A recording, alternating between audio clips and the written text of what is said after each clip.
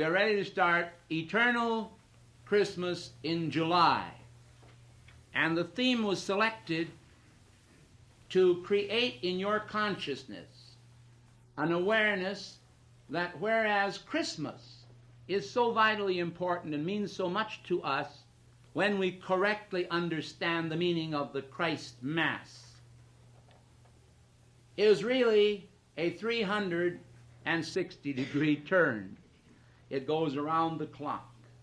Every day, in effect, is Christmas, if we understand the meaning of Christmas. It is Christmas because that Advent that occurs when the Christ manifests as he did 2,000 years ago is a circumstance that must have and exert its influences throughout the year in order to be effective in producing that so much wanted commodity on this earth, peace on earth, goodwill toward men. Men must have been important to God. If they were not important to God, he would not have created them to begin with, nor would he have exhibited so much love for people. It says in the Bible, for God so loved the world that he gave his only begotten Son. Do you understand the meaning of that? For God so loved the world. And he gave him from the foundation of the world, because all things were made through him. And the second creation, finish then thy new creation, pure and sinless, let it be. The second creation will be fulfilled also, for there is a dual activity. The activity of the macrocosmic clock and the activity of the microcosmic clock. As above, so below. What happens above, the patterns of the things that are in the heavens, happens also below within the realm of our heart. The Master tells us, he says, they shall cry out and say, Christ is here, and Christ is there. He says, go not, for the kingdom of heaven is within you. When you feel the reality of the kingdom of heaven, you find that it is a magnificent, cosmic, common denominator that transcends all denominations, that transcends all the machinations of human opinions, that raises you until you can think like a Christ and stop thinking like a human. If we were to open the doors of this retreat to you or to mankind as an esoteric class, where we were permitted to reveal the greatest of mysteries, I can assure you that many would be chastened at the first wrong thought. The masters do this. Master Serapis Bey, Master Serapis at Luxor, is a very stern disciplinarian. You walk into one of his meetings when he is speaking, and you come in with one wrong thought, and he will not hesitate to put you out on the spot. And that not just for the day, but for the rest of your life in many cases. That shows and reveals clearly that the masters, the greatest masters, in their instructions as a rule, when they are not functioning through the dispensations given to the Summit Lighthouse, do not tolerate human deceit and human criticism and human condemnation and human judgment. They do not tolerate it because it is a damper on all divine action. It brings the vibrational level of any group down to the lowest possible level, and it is totally unnecessary. So I want you to think with me today that we may think like a Christ. Now, the first thought that we are going to propound in this eternal Christmas verities is, inasmuch as ye have done it unto the least of these my brethren, ye have done it unto me.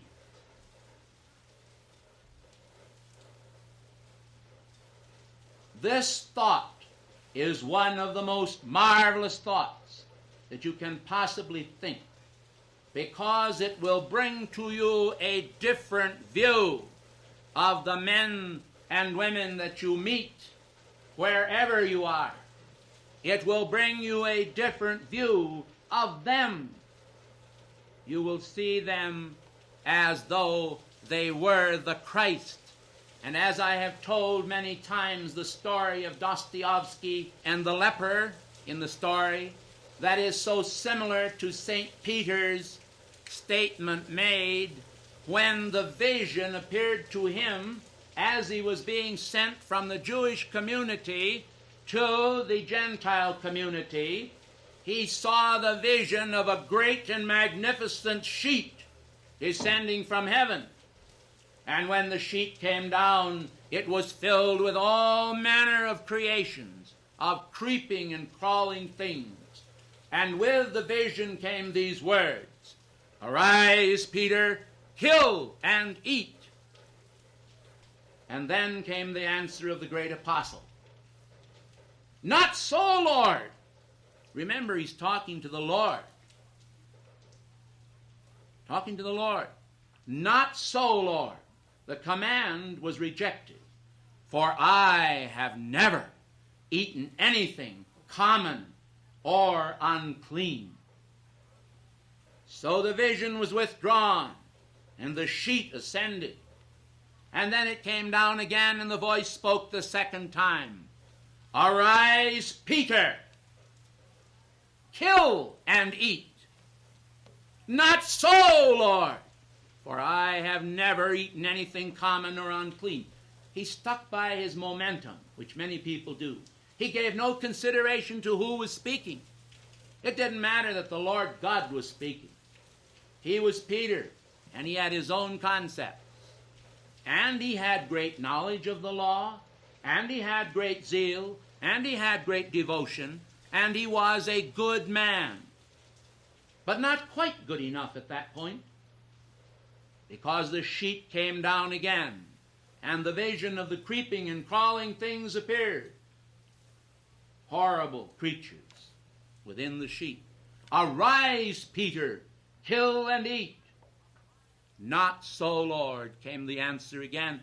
And then the voice spoke at the end of the third time and said, "That which God hath cleansed, that call thou not common nor unclean."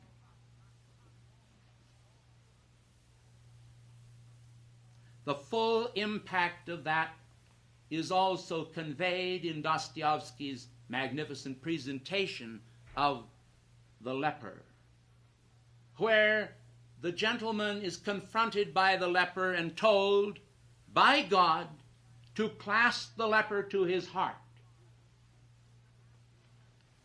And he shudders, and he shakes, and he refuses, absolutely. And the voice comes again and again. And finally, as the overcoming spirit takes control of him and he realizes that the will of God is important, he clasped this leper to himself, and in his arms the leper changes countenance, and he is holding the living Christ.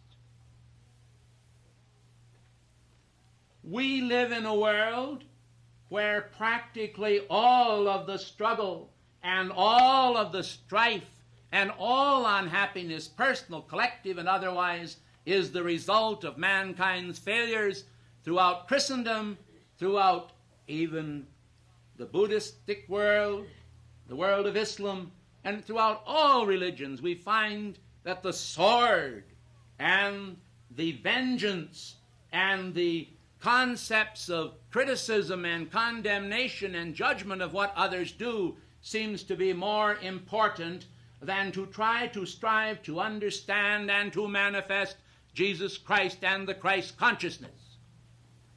The problems in the world are entirely this. and nothing else, that men will not surrender the fruit of their own ego. They say to themselves, I am me. They always qualify that great statement, I am, with me. Do you understand that? I am me. And therefore what I have judged is right. And this person is eating with sinners. This person is eating with gluttonous people. This person is eating with wine bibbers. And they find the little flaws in life that they criticize and condemn. And through that they lose the peace and the happiness and the joy that is to be found in true universal brotherhood and the spirit of compassion for others. But whensoever I think of these things, I think also of the ancient statement of the past. He who knows not and knows not that he knows not, he is a fool. Shun him. He who knows not and knows that he knows not, he is a child. Teach him. He who knows and knows that he knows, he is a wise man. Follow him. In all of my spiritual experience since coming on the planetary body in this embodiment, I have found that humility is the best bedfellow, the best friend. But when I was a member of the Indian Society at the University of Wisconsin, I recall very well how a young Indian student there would always come up to me because I was holding meetings in that city on spiritual teachings. And he always pronoun to me. He invited me to his home, extended the hands in the pronoun, and he said, "Oh, we are so glad to see you, Mr. Prophet." And so I thought very highly of these people, and I always came to see them once a month at least and take tea with them. One night, I sat in Renebohm's drugstore in Madison, Wisconsin, next to the president of the Indian Society, Mr. A.J. Devecha. And he turned to me and he said, "Mr. Prophet," he said, "you are too fine a person to be taken in as you are by these people." I said, "What are you talking about?" He said, "The people that you are calling on hate you." I said, "What? Are you kidding?" He said, "Not at all." He said, "They hate you with a passion, and they wish to heaven you'd evaporate or die." And he said, "I have been struggling with whether to tell you or not to tell you. But," I said, "they're so nice to me." He said, "This is Indian hypocrisy."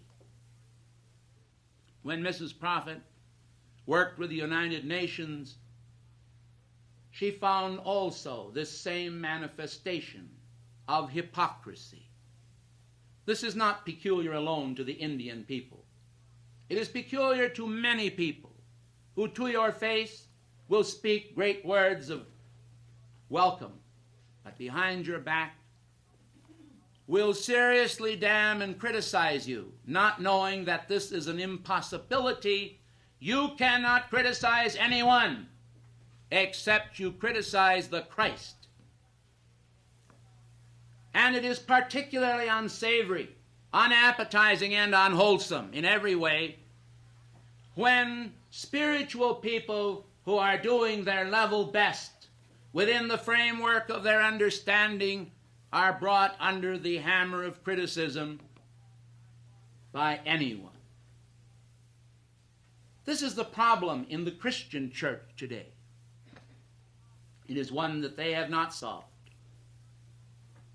The Great White Brotherhood has been unable to solve it either. I remember a story that was told that's quite interesting in itself, where God had conference with Satan. And in this conference, almost parallel to the experience of Job, we find that God finds a certain woman down here on this earth who is doing a magnificent job for God. She's acquainting people with a little more of what God really is and helping people to understand. She's doing a beautiful job. So the Lord is doing a kind of a boasting job. Now, of course, I know you can't expect God to do this, but this is a story. And I admit it. But it's a story that teaches a great practical law. And so God says, have you seen this lady down here? What a wonderful job she's doing. The devil says, I snicker. And God said, well, do you see what she's done? And he began to be specific. God started explaining what the lady was doing. Yeah? Lucifer says, that's right. I agree. She's doing a beautiful job. But, he says, just wait till she tries to organize it.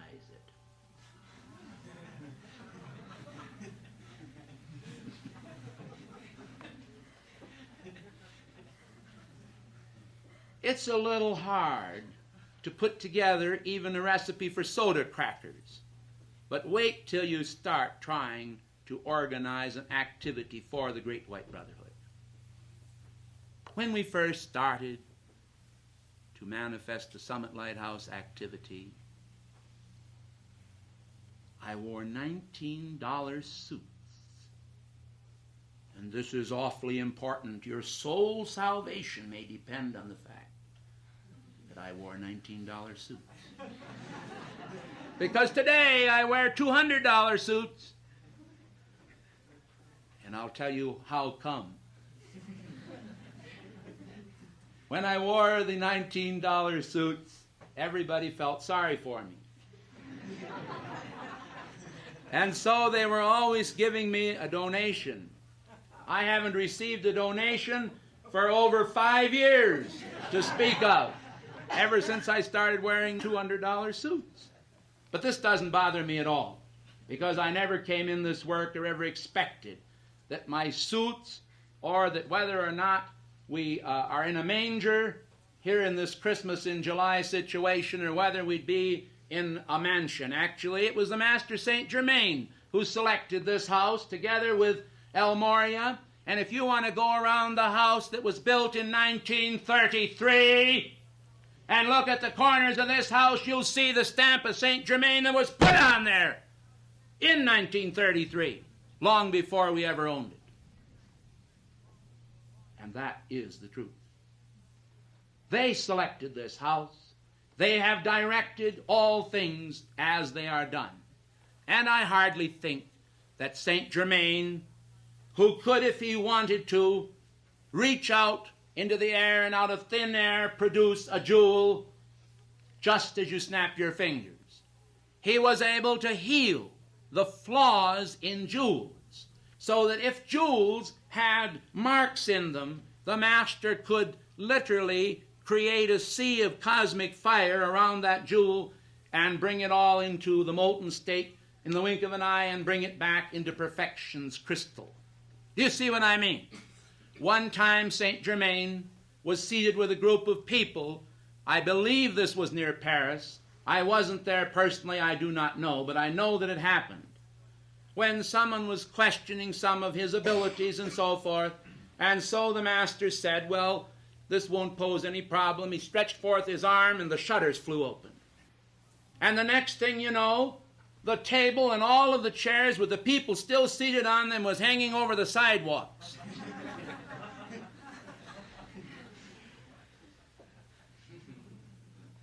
In one particular and specific embodiment that St. Germain manifested, as he was walking down the street, mothers raised from very devout Catholic families grabbed their children as St. Germain was handing out free amethysts and valuable jewels, diamonds and so forth in the streets to give the poor the money to be able to buy bread. And the mothers cried out as his shadow passed by, making sure that the shadow of Saint Germain did not touch their children. Diablo!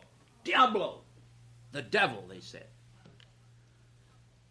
Down through the years, I think one of the cleverest conspiracies that has ever occurred is to invert the realities of God and to try to create in people's consciousness that the devil is involved in the most virtuous activities of the great white brotherhood and the cosmic law as it truly functions, while God is only involved in the organized manifestations that we call the Christian church, the Buddhist temple, the Islamic mosque, or anything else. It wouldn't matter. We have to be very, very careful to understand the axiom, by their fruits you shall know them, and make sure, first of all, that we ourselves know and understand that God is functioning through all who will drink freely of the water of life. And he's not particularly concerned with the old battered tin cup like me. It's the water that you drink out of the cup that is the water of eternal life. And it's not the cup which is only the outer appearance. Why am I taking my time today to tell you this? Because St. Paul said, when I was a child, I spake as a child, I thought as a child. But when I became a man, I put away childish things. In the advent of our own God star, in the radiance of our own natal star shining in our own sky, in the advent of our Christ birth, our birth into the Christ reality with its ageless wisdom, it must happen somewhere that we discard our dependence on the human person and begin to really depend on God. But oh my, when you start to do this, what do you see? You see the miasma of millions and billions of faces. Faces that represent people with feelings just like you and I have all over the world, people who are struggling for God. And I know of no more virtuous group than we have manifest here in our young people who have taken willingly their whole life and dedicated it to God. And they show responses to the great white brotherhood. My father used to sing a song, when the work's all done this fall.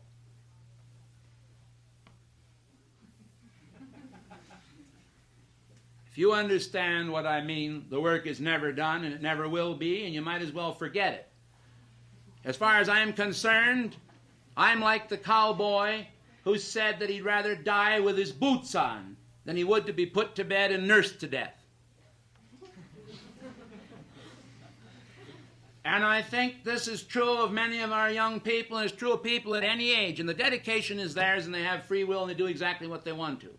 So we have to understand that the purpose and function of our life upon the planet is reflected or mirrored in our activity here. Like the order of St. Francis, for he was a libertine. His family was very wealthy in Assisi. They had wine and women and song. They lived as they chose. And they were happy-go-lucky about it. And everything was as you know. Then, she just came from Italy. Came from Assisi. From Assisi. So she's not a sissy. But anyway, St. Francis lived the life of a libertine. And when he became a true devotee of God, when something began to tug at his soul that changed him, there was no stone too heavy. He literally broke his body for God. He gave everything to God and established wonderful writings in the order of St. Francis. He could talk to the birds and they would form the sign of the cross in the sky. And you know the story of the house of Mary and how the angels picked it up physically and carried it from Jerusalem to Loreto and created the house of Loreto. That means City of the Laurels. The carrying of this house was the work of the angels. And it has been performed truly. The miracle at Fatima, whereby the sun actually whirled in the sky, is similar to the miracle where the ancient warrior commanded the sun, I think it was Joshua, and the sun stood still. Time was stopped. And as I read at one of the conferences here, it has been figured by a computer that that day in the life of the earth is a lost one still. And this is true. So when we pause to stop and consider Christmas in July, let us consider the advent of the Christ consciousness as penetrating the whole substance of the years and being interwoven in the tapestry of the days. For it ought to be established, and we ought to sing peace on earth, goodwill toward men. This happens to be one of the most important thoughts of God and of Christ himself, that men should be kind to one another and love one another, as John said, as I have loved you, as Christ said, as I have loved you. For John had a big hang-up in the modern vernacular. He had a big hang-up on the idea of love. He was pretty much taken up with the idea of love. To him it meant life. And actually, in the Brotherhood, we have a saying, love, light, and life, which unfortunately has been mocked by many organizations that have no contact with the Brotherhood. Which brings us to a certain point also. One crow is black, and crows are black, and now we come to a white crow, and therefore we say it is not a crow. That is the deductive reasoning of man, or even the inductive reasoning. We can use it as a syllogism, or we can turn around and take it as inductive or deductive. It doesn't matter how you do it. It's like 2 and 2 makes 6. Only it's like 2 and 2 makes 4 in reality. But people can do what they want with numbers. We can assign any priorities we want to numbers. We can say that 3 and 3 are 9. But it won't make it so. It won't change the facts, the mathematical facts by which the universe is organized. And so, I want to reiterate to you today that the most important thing that you can do is to look for the God in people. If you find fault with your world, if you don't like the Liberty Bell because it's got a crack in it, as I mentioned before, well, get in there and pitch. This is your universe. God gave you dominion because he wanted you to have the exercise of free will in order to help produce peace on earth, goodwill toward men. The reason we don't have peace on earth right now is because nobody's working at it. Oh yes, I realize that some are, but comparatively speaking, in a relative sense, the bulk of the people that control life, these people are working to produce chaos. Tiamat holds us by the tail, the dragon. He shakes the earth, and without purpose. Inasmuch as ye have done it unto the least of these, my brethren, ye have done it unto me. Am I my brother's keeper? The question has been asked by many. This is what it is all about. This is what the ministry and mission of Jesus Christ was all about. This is what the love and devotion and holy wisdom of Lord Gautama Buddha was all about. The young Siddhartha, married to a beautiful girl, with a beautiful baby, and a fortune. As a young prince, Prince Siddhartha Gautama forsook all and went to Sarnath, where he preached his first sermon, which was the same message of the brotherhood that existed long ago when Akhenaten proclaimed the monotheism of the true God at Tel El Amarna in Egypt. All that you are seeing here is clearly brought out in the teachings of the Master about re-embodiment. For many years, because I had a lovely mother, I wouldn't believe in re-embodiment for anything in the world. I wouldn't have believed in it if I came back as a baby and knew it. Because I'd be sure that it was a doctrine of Satan. But it wasn't, and it isn't. It is the doctrine of divine fairness. It is the means of equalizing life's opportunities for all. And it was taught and common knowledge to the disciples of Christ in the early Christian era. It was taught by St. Francis in the public square. But now, I will show you where it is even still recorded in the Bible, even though Theodora and Justinian did everything in their power to see that it was removed from the Bible. And you know why? Theodora and Justinian. Theodora was a prostitute before she married Justinian. She became the queen. And she was very happy with her state as the queen. And she determined that she was not going to see re-embodiment still remaining in the Scriptures or taught in the church. Do you know why? Because she couldn't conceive, having risen from the position of a prostitute to a queen, in another life coming back as a prostitute or a serving person. She had the Pope killed.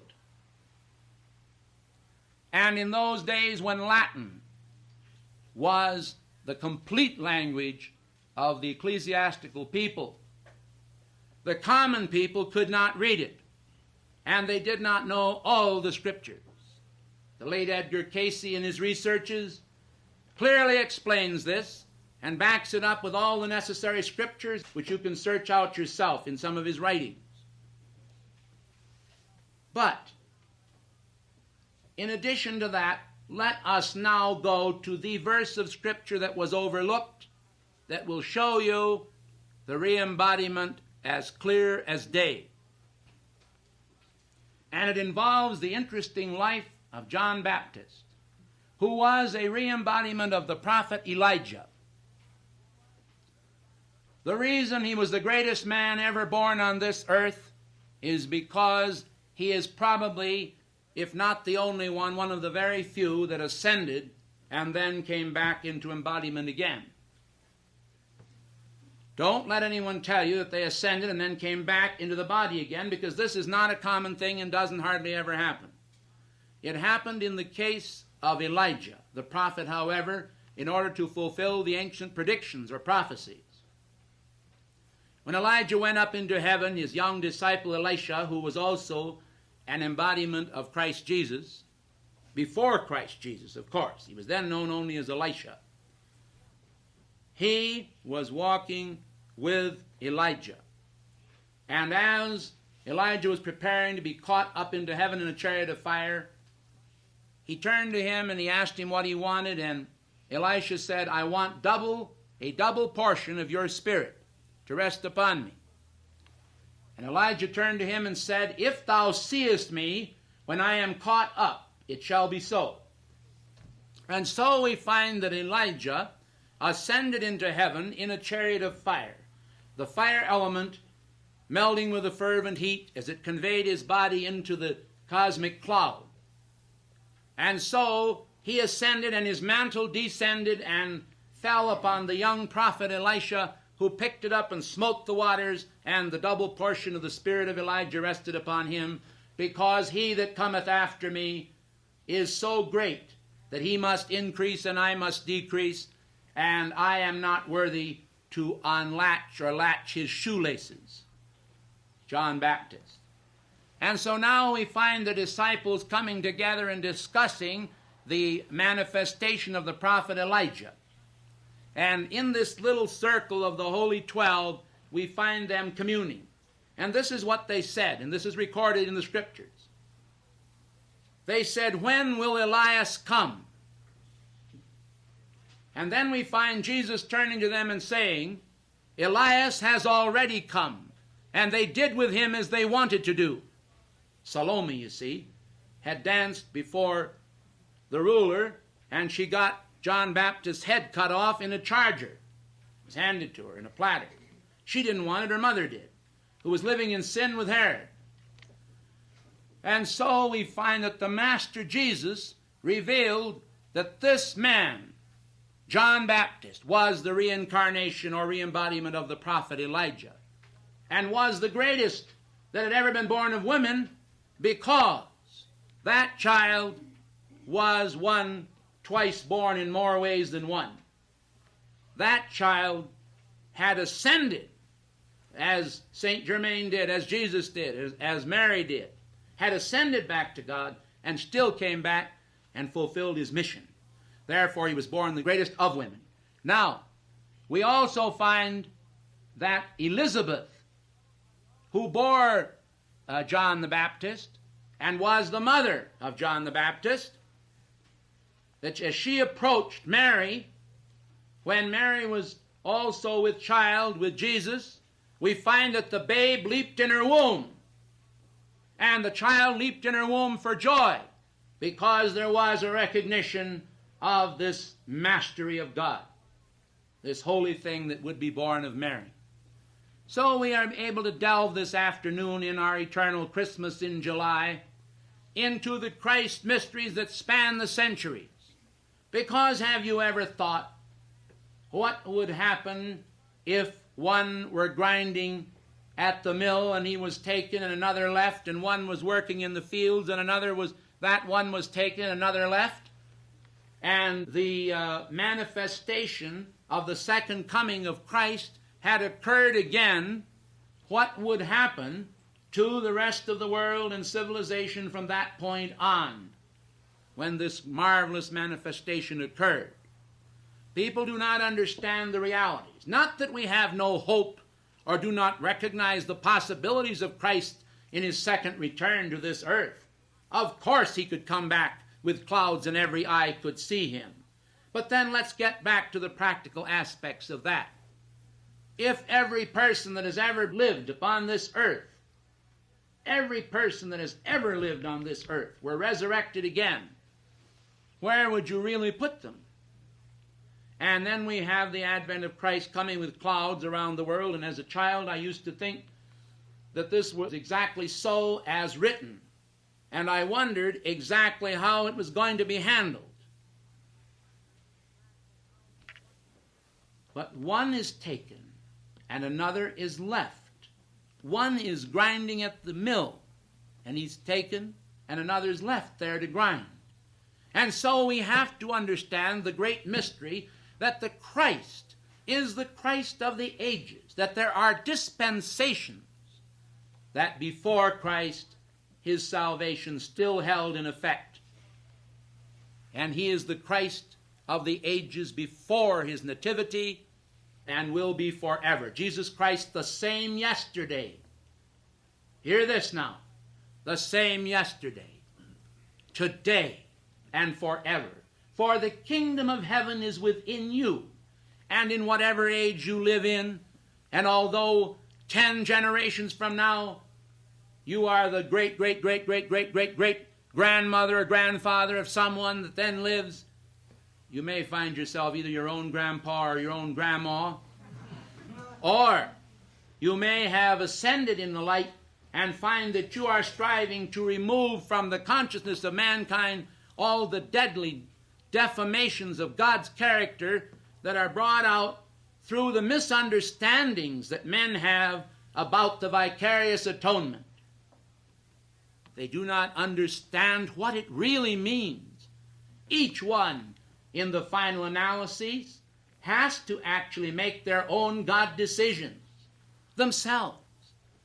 It is not enough for God to merely will it so, for he has already willed it so for every human being. but by reason of his own laws, he has conveyed to all of us the ritual of the free will. And through our use of the free will, we are able to receive the true salvation of Jesus Christ, or of the Christ consciousness, as God planned it so from the beginning. For he foreknew, but our salvation is not alone through our concept of any master, but through the master that is within, which is the direct master from God, our own holy Christ self. Descending from the Godhead, the great causal body, with its concentric rings and globes of fire that represent the treasures of heaven, where moth and rust cannot actually consume or enter in. Descending through the crystal cord of heavenly fire that descends over us all, that comes through the soft spot at the top of our head, which is now covered over with bony structure. But at the time that we were first born, when the universal flame was lit in the chalice of our heart, and it began to actually beat with the rhythm of the Holy Spirit, no longer pulsating merely from the umbilical cord of the mother, but now transferred to the great mother herself, we find that we were given individual life and energy. Then we find that the descending dove of the Holy Spirit comes down upon the Holy Christ self, individualized for each of us, and on through the descending crystal cord until the threefold flame of life is anchored in the heart of man. And this threefold flame, thank God, has been seen and perceived not only by the clairvoyant, but by people with their physical eyes who have actually looked through an opening in the chest of a man during surgery and saw the threefold flame actually within his heart. I want you to understand that the great problems that we have in the human cauldron, seething with human emotions, is that people become addicted to their own ideas. And that's what makes it so difficult. I am not working this hard for dollars. I am not working for fame. For had I chosen fame as an orator, I could have gone long ago on the political platforms of the world, or into the theater, or anywhere else. Maybe you say, heavenly days, maybe you should have. But I don't think that's how you feel. And the point is, I would not have to be here, and what we are doing here is a work of the Good Shepherd, of the Master, that enunciates those ancient alphabets of the Spirit that go back to the priesthood of Melchizedek and reveal that he who without father and without mother, he who without beginning of days and end of days, was a priest forever. Of Christ it was said, thou art a priest forever after the order of Melchizedek. And I want to tell you today that those who are willing to give everything that they have of being to the Godhead, to surrender completely to God, they may be accepted into that order. And I use the word may because there are many qualifications to get into the order. The order of Melchizedek, a type of the Christ.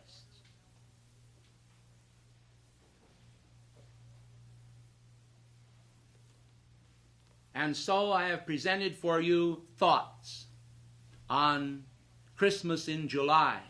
A Christmas you must keep forever. A Christmas we must all keep forever. A Christmas that will resurrect the Christ mass of light upon the planetary body. And I cite an instance that occurred many years ago in the state of Virginia in conclusion of this lecture. And that was after the assassination of John Fitzgerald Kennedy. I attuned with what happened to John Kennedy when he was taken to a temple of the masters that resembled the dome of St. Paul's, except that the dome was dimly lighted. And when he first was awakened after his shooting, the first figure he saw was the figure of Mary, the mother of Jesus. As a Roman Catholic, this was a comfortable awakening. And it was she who led him to the Master, who was seated on a chair in the circular dome where he was awakened. He was taken there, and he knelt and plunged his head into the Master's lap. And he would have sobbed for joy. But the Master put a restraining hand on him and healed the wound in the etheric body. And the wound was completely closed before my eyes, and his body was restored as though it were new flesh. And then they very gradually introduced him to several of the masters. And the last master that they introduced him to was to be his host. It was Master El Morya, who was close to 7 feet tall, somewhere between 6.5 and 7 feet. And as the master walked in with his turban, of course, the natural idea of John Kennedy, who had written a book many years ago against re-embodiment and against the mysticisms of the Far East, his natural inclination would have been to say, well, this is just a bad dream. But now he meets Morya, who took him to Darjeeling, India, to a temple there that resembles the Taj Mahal, which is the temple of the Master El Morya at the etheric levels. John Fitzgerald Kennedy was invited by the Master El Morya to stay there, where they could review many records and show him many things that were important to his evolving soul. As a part of the training of John Fitzgerald Kennedy at higher levels, it was felt by El Morya that he should envision and see for himself the action of the angels involving the Catholic Mass, and particularly and specifically the ritual of transubstantiationalism. He wanted to show John Fitzgerald Kennedy what would happen in Notre Dame and all of the other cathedrals where the Mass was celebrated. And so he took him on a journey of the world in the etheric level. They didn't need a TWA jet. They traveled in the etheric, and it was very visible and very real, and just as real as any jet. And so he had been to Reims, and he had been to many of the cathedrals of the world, and they had been to St. Patrick's Cathedral, and they had seen together how the angelic host came down and changed the wafer into the actual body and blood of Christ. They were able to see how the sacred fire could perform its acts. And so, in connection with this journey, as they were nearing New York City, the very paper we have out here that is called a letter from John Kennedy, that was written posthumously from El Morya's retreat, had been dictated already and was in the printing process, when John Kennedy expressed the wish to see the people that were instrumental in bringing his message to the world. And so we were seated, Mrs. Prophet and myself, in our living room in Holy Tree House in the state of Virginia, when suddenly through the door walked John Kennedy in the flesh. Now, when I say in the flesh, I mean it may as well have been in the flesh. Of course it was in the spirit, but it was in the flesh as far as we were concerned. So I decided, knowing that certainly we weren't about to receive a visit from the President of the United States, I decided not to say anything, because perhaps it was only something that I was seeing alone. So I turned to my wife and I said, "Do you know anything that's happening right now?" And she said, "Yes." So John Kennedy just gazed at us as though we were something in a zoo. He gazed at us and he was very hesitant, and I noticed that his motions from the etheric level were really almost as a tottering person that could hardly stand. In other words, he was moving in the etheric, but when he came to actually rest on his feet and to walk in that room, he was very almost frail in his appearance. And certainly he wasn't frail before that happening. And so he went on his way, having fulfilled his intention of seeing who were the people involved in carrying a message from heaven to earth. I'm not saying he went to heaven, because that's up to the angels and up to God. But the point is, he was in the Master's retreat, and that's mighty close to heaven. I would like to tell you, and I said this was in conclusion, but I have one more that comes to me. Some of you are aware of the fact that El Morya was Sir Thomas More and also Thomas Moore. You may be interested in hearing then a little bit of the story of the writing of the song, Believe Me If All Those Endearing Young Charms. You sing it. Believe me if all those endearing young charms, which I gaze on so fondly today, were to fade by tomorrow and fade in my arms as fairy gifts fading away, thou wouldst still be adored as this moment thou art. Here's the story. His wife was a woman on the boards of the theater. And she, at that time, became a victim of smallpox. And from a beautiful face, her face was transformed into one of such ugliness as to be almost unbelievable. So she stayed in her room day after the smallpox had taken its toll. And she was extremely unhappy and had said that she would never again appear before anyone in public, including her husband. He could come up to the room, but she would not come down. And so he wrote the poem under divine inspiration, and he called her to come to the head of the stairs where she stood as he sang to her, Believe me if all those endearing young charms, which I gaze on so fondly today, were to fade by tomorrow and fade in my arms as fairy gifts fading away, thou wouldst still be adored as this moment thou art. Let thy loveliness fade as it will, and around the dear ruin each wish of my heart entwines itself verdantly still, the pathos of the Master to be. And she looked at him and she said, Thomas, I'm coming down.